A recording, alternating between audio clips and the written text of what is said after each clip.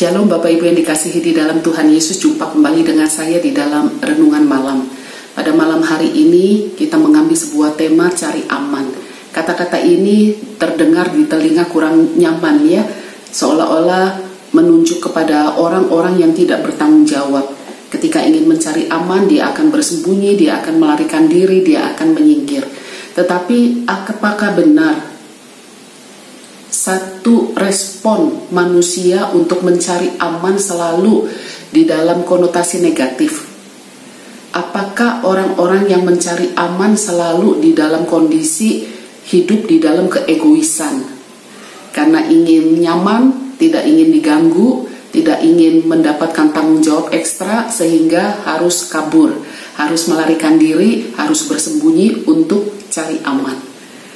Tetapi di dalam Alkitab ada sebuah kisah di dalam Kisah Rasul pasalnya yang ke-14, menceritakan tentang Rasul Paulus.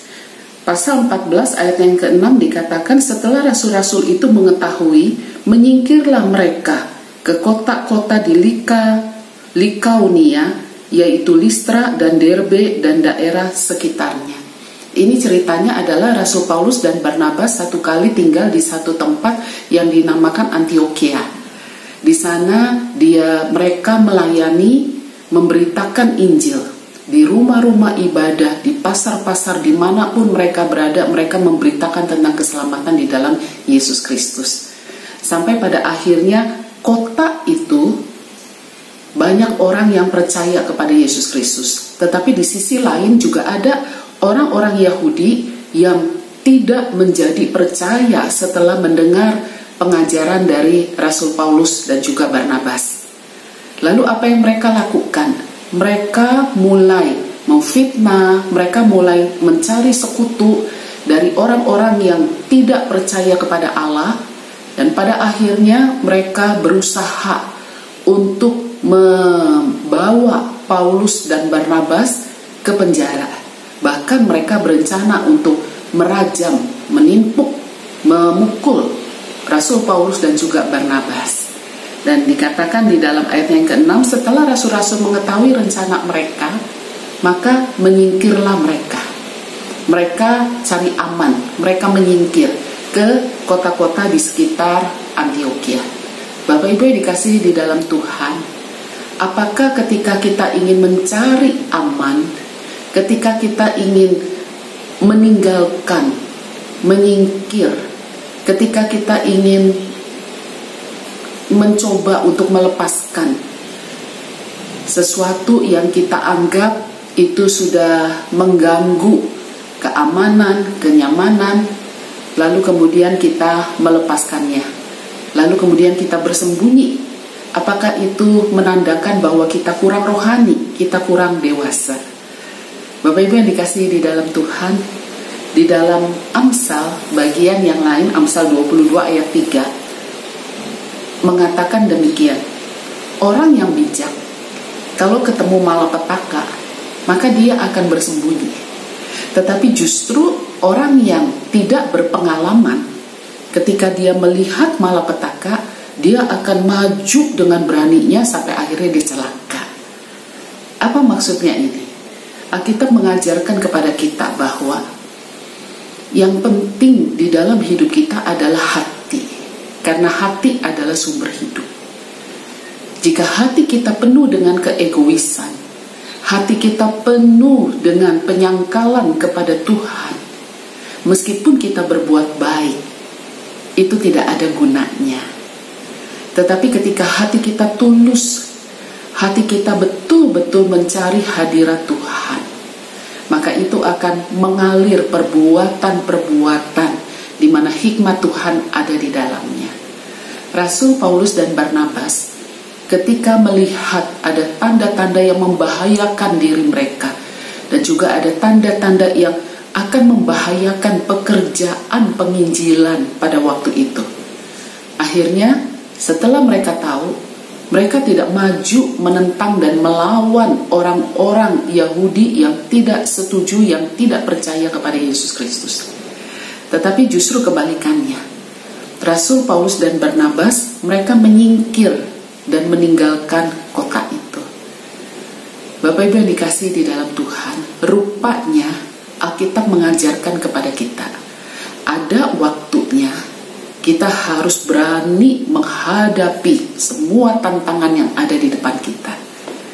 Tetapi ada waktunya juga bagi kita untuk kita mengundurkan diri, untuk kita mencari aman, untuk kita bersembunyi, untuk kita menyingkir, supaya keadaan di sekitar tidak menjadi terganggu, termasuk diri kita dan keluarga kita.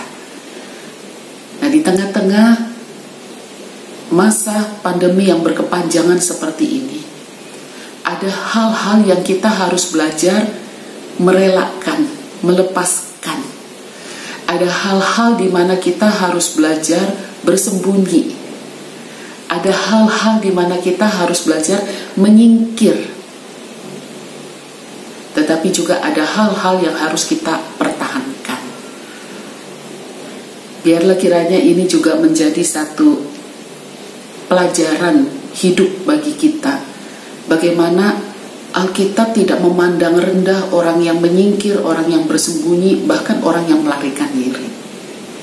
Karena segala sesuatunya itu perlu hikmat Tuhan.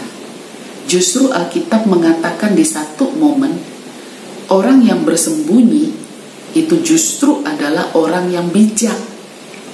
Tetapi orang yang tidak berpengalaman, dia akan menentang, dia akan menantang, sampai akhirnya dia celaka.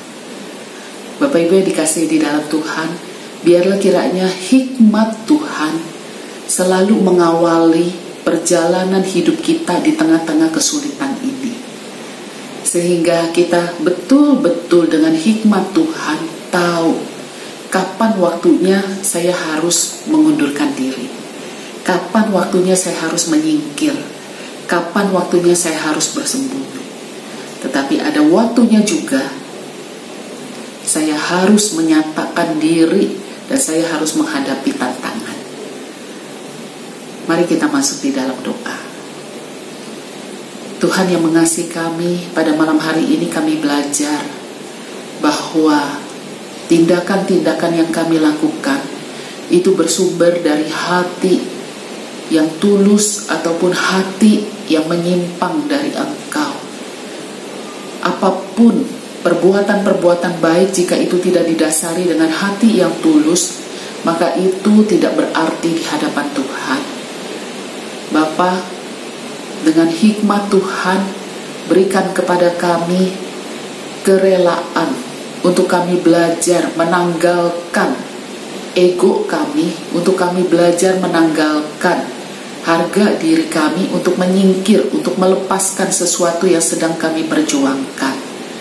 Tetapi biarlah kiranya juga dengan hikmat Tuhan, Tuhan menolong kami, memberikan kekuatan bagi kami, untuk kami dapat menghadapi setiap tantangan yang ada di dalam kehidupan kami. Terima kasih Tuhan, Engkau mengajarkan bagi kami ada waktunya bagi kami untuk menyingkir, melepaskan, menghindar. Tetapi juga ada waktunya bagi kami untuk kami dapat maju di dalam kehidupan ini. Di dalam nama Tuhan Yesus kami berdoa bersama-sama. Amin. Selamat malam Bapak Ibu yang dikasihi di dalam Tuhan.